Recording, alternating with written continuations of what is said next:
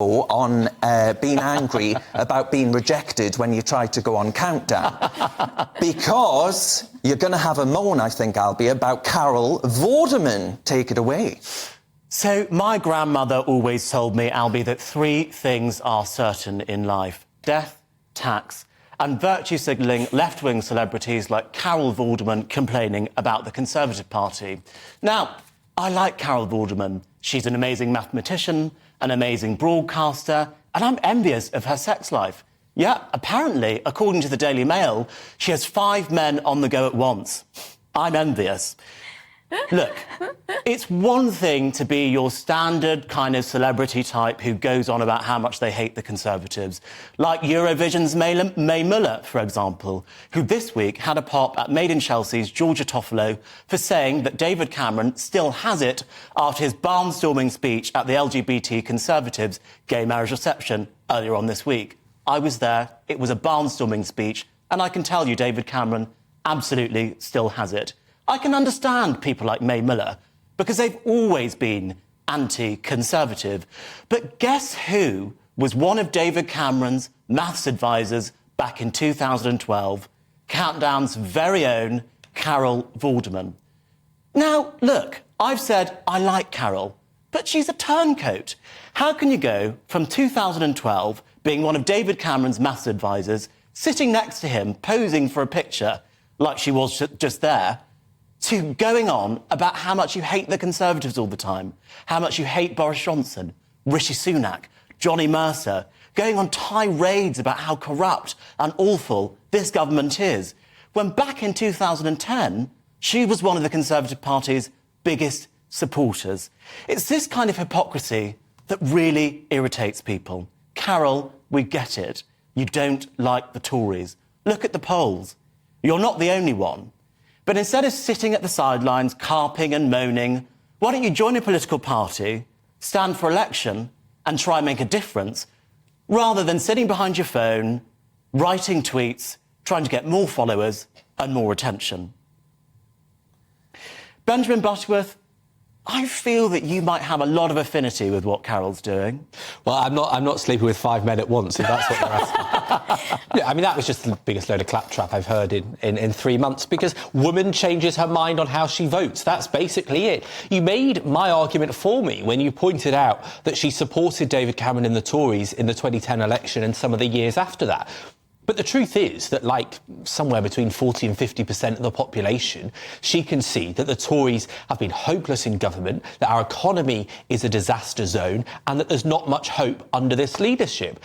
And so she's using her voice like any reasonable person. If you say that Carol Vorderman shouldn't use the big platform that she has as a long-time celebrity, it's like saying that people shouldn't go and campaign in their local village or their local town about issues they care about. She's doing that nationally. She's using her voice, Benjamin, to say things like the Han in Matt Hancock is silent. Is that really something one of our most loved television broadcasters should be saying about an elected politician? Well, call me a freedom of speech activist, Albie, but I don't think you need to police... I didn't say you don't need to police people's language like that. She should have said. You didn't say it should be illegal. She's clearly just trying to stay relevant. This is a very popular thing to do. You get millions of followers from going against the Tories. You know, it's like the Gary Lineker thing, other people like Marina Purkis. It's just a classic thing to do. Also, what's quite funny about her tweets is that most of them seem to have these little fact-check things on them, because more often than not, she gets her facts wrong, which is surprising from someone who's so interested in numbers. Do you think you'd say that about a man, Emily? Pardon? Do you think you'd say that about a man, that they're only expressing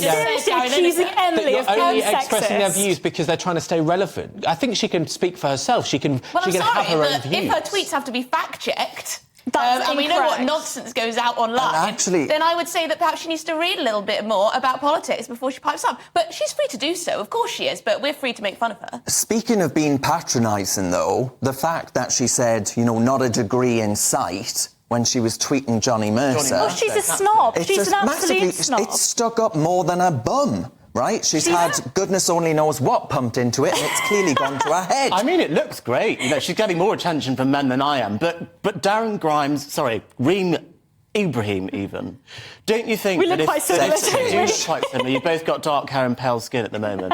But don't you think it's important, actually, for people that have platforms like Carol Vorderman, to actually do something, stand for election and try and make a difference in Parliament? I do think that what she's doing here is she's trying to sort of attempt to stay relevant. I think that Emily is right. I think that fundamentally I do sympathise with people that have lost love with the Conservative Party. And we've got the highest tax burden in 70 years. I don't think that necessarily Carol Vorderman has lost love with the party because she's this free market maverick. I actually think she's trying to sort of stay relevant. But I mean, we're all free to have arguments about whether or not the Conservative Party are the future. Is there something fashionable, Benjamin Butterworth, about so left-wing celebrities? condescending. Is there something fashionable about left-wing celebrities just hating on the Conservative Party? I mean, I wouldn't even say that Carol Vorderman was particularly left-wing, but is it just fashionable to hate the Conservatives? The gibberish of this. Look, if they came out and said something right-wing, if they said they don't like the left-wing, they'd get a show on this channel, right? People are free to express their views. And the condescending attitude that she somehow is only doing it to stay relevant. Carol Vorderman is a multi-millionaire. She's 62. She's been famous since the moment she left Cambridge and got a job on Countdown. She don't need to have arguments with Baroness Mone or about COVID. Did she go to the press about her sex life? Right, surely that's another example of trying to stay relevant. I mean, really. But that is someone... Yeah, that's someone believing that... Of course. And all the plastic surgery. Come yes, on. She's probably not a millionaire anymore. I'm not being mean about her. She's had a very successful career, but I mean, of course she wants to stay relevant. Benjamin, who are you? If she were trying to tell stay Emily relevant... she's being sexist? Because the way you're talking about her, you're talking about her image, you're saying she just does it to be relevant. By you, Benjamin Butterworth. I'm purely talking about what I can see with my own eyes. I have nothing against the woman, really. I just think it's quite obvious that she's trying to stay relevant. Well, I'd hate to be someone you do. There's an interesting question, though. There's an interesting question, Albie, and that is, she has a weekly BBC Radio Wales, I believe, show, a programme. Yeah, the Mail are saying she's got a weekly programme on BBC Wales. Do you think the BBC should, you know, reprimand and say, you're doing a Lineker, pipe down?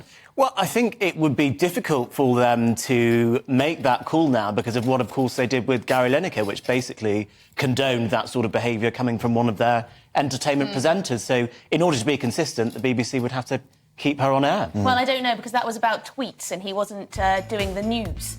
So there may be a little bit of a difference in the BBC guidelines, which seem rather flexible, to say the least.